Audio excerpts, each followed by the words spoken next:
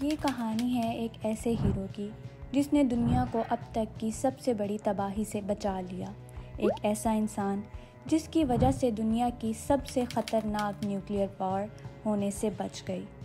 26 ستمبر 1983 کی ایک رات سوویت یونین کے بنکر میں، جہاں لیفٹیننٹ کرنل اسٹینسلیو پیٹروو سوویت یونین کے ابتدائی وارننگ سیٹلائٹ سسٹم اوکو کی نگرانی کرتے ہوئے اپنی پوسٹ پر بیٹھے ہوئے تھے، جیسے جیسے منٹوں کی ٹک ٹک ہوتی جا رہی تھی، ان کی رات کی شفٹ کا دنیاوی معمول ڈرامائی اور خطرناک موڑ لے رہا تھا۔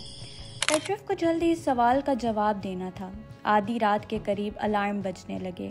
ریڈار سسٹم نے امریکہ کی طرف سے آنے والے میزائل کا پتہ لگا لیا تھا۔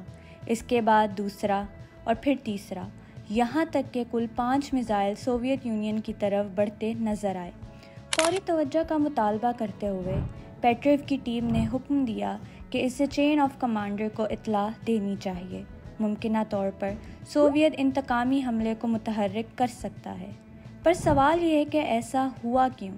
تھوڑا سا ریوائنڈ کر کے دیکھتے ہیں۔ ورلڈ وار 2 کے بعد دنیا کو 2 حصوں میں ڈیوائیڈ کر دیا گیا، ایک بلاک امریکہ کے پاس اور دوسرا بلاک سوویت یونین کے کنٹرول میں تھا۔ یہ تقریباً 45 ایئرز کا ڈیوریشن تھا، جس کو کولڈ وار کہا جاتا ہے، جس میں یہ دونوں کنٹریز ورلڈ سپر پاور بننے کی کوشش میں تھے اور کئی پراکسی وارز کا حصہ بھی رہے۔ CIA اور KGB نے بلی اور چوہے کا ایک مہلک کھیل کھیل رکھا تھا، جس میں قتل اور جاسوسی کے اسکینڈلز معمول بن چکے تھے۔ اس نادیدہ جنگ میں کتنے رازوں کا سودا ہوا اور کتنے جانیں ضائع ہوئیں، کوئی نہیں جانتا۔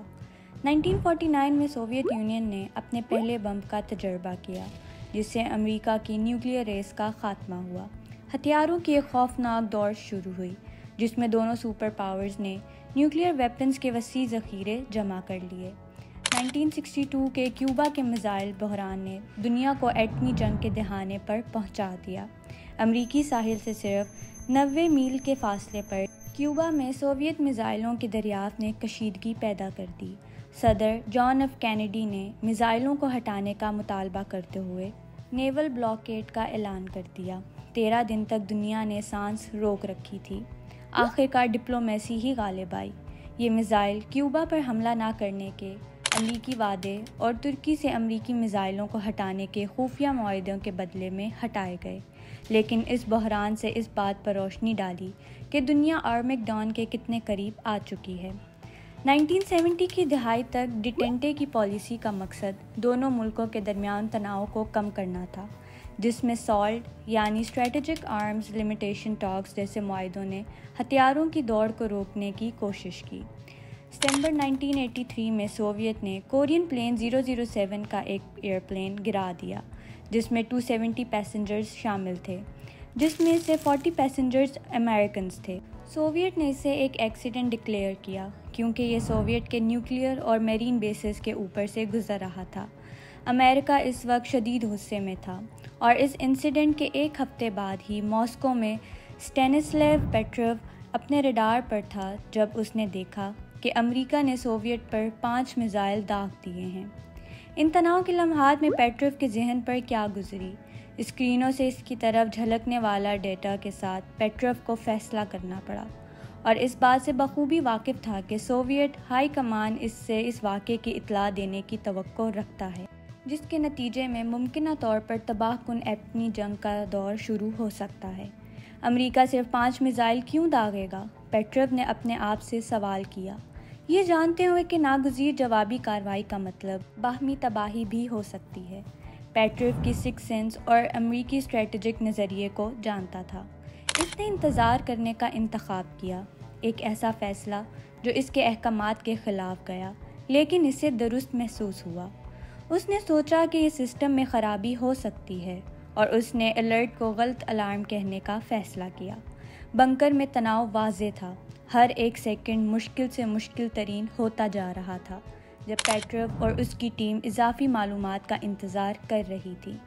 زمینی ریڈار سسٹم کی طرف سے کوئی تصدیق رپورٹس کے بغیر منٹ گزرنے میں واضح ہو گیا کہ آنے والے میزائل نہیں تھے۔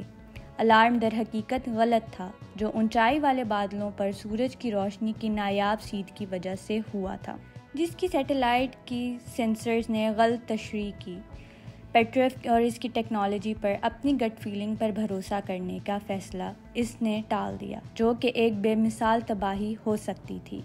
دنیا کو ایٹمی جنگ کے دہانے سے بچانے والا یہ شخص آخر کون تھا؟ اسٹینسلیو پیٹروف ستمبر 1939 کو روس کے شہر ولیڈی واسٹک میں پیدا ہوئے۔ وہ ایک بے باک افسر تھا جس نے 44 سال کی عمر میں اس بدقسمت رات میں غیر معمولی جرأت کا مظاہرہ کیا۔ اپنی بہادری کے باوجود پیٹروف کو سوویت حکام سے بہت کم پذیرائی ملی۔ واقعے کے دوران مناسب کاغذی کارروائی نہ کرنے پر اس کے اعلیٰ افسران نے اسے سزا بھی دے دی۔ اس رات کے بعد پیٹروف کا کیا ہوا؟ برسوں تک اس کی کہانی انکہی رہی۔ سرد جنگ کے بارے میں جغرافیائی سیاسی بیانیے کے زیر سایہ 1990 کی دہائی کے آخر تک نہیں تھا کہ ریٹائرڈ سوویت فوجی اہلکاروں کے اکاؤنٹس کی بدولت جوہری تباہی کو روکنے میں ان کا اہم کردار سامنے آیا۔ آہستہ آہستہ ہی صحیح پہچان تو ہوئی۔ اس واقعے کے بعد پیٹروف کی زندگی معمولی تھی۔ وہ فوج سے ریٹائر ہو گئے اور روس میں نسبتاً غیر محفوظ رہنے لگے۔ 19 مئی 2017 کو ان کا انتقال ہو گیا، تاہم ان کی میراث یادگار ہے۔ یہ انتہائی سنگین حالات میں تھا کہ عقل اور تحمل کے لیے انسانی صلاحیت کی ایک طاقتور یاد دہانی کا کام کرتا ہے۔ 1989 میں دیواریں برلن کے گرنے کے بعد سرد جنگ کا خاتمہ ہوا۔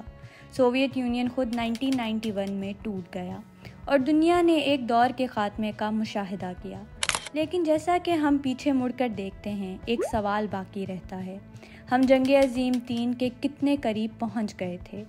جیسا کہ ہم 26 ستمبر 1983 کے واقعات پہ غور کرتے ہیں، ہمیں ایٹمی دنیا میں امن کے خطرناک نوعیت کی یاد دلائی جاتی ہے۔ کتنے دوسرے گمنام ہیروز نے ایسے فیصلے کیے ہیں جنہوں نے انسانیت کو تباہی سے بچایا۔ پیٹروف کی کہانی صرف ایک آدمی کی ہمت کی کہانی نہیں، بلکہ چوکسی، ہمدردی اور اس سمجھ کی اہمیت کا ایک سبق ہے کہ آخر بحران کے سائے میں کیے جانے والے خاموش فیصلے ہی ہماری دنیا کی تقدیر کو تشکیل دیتے ہیں۔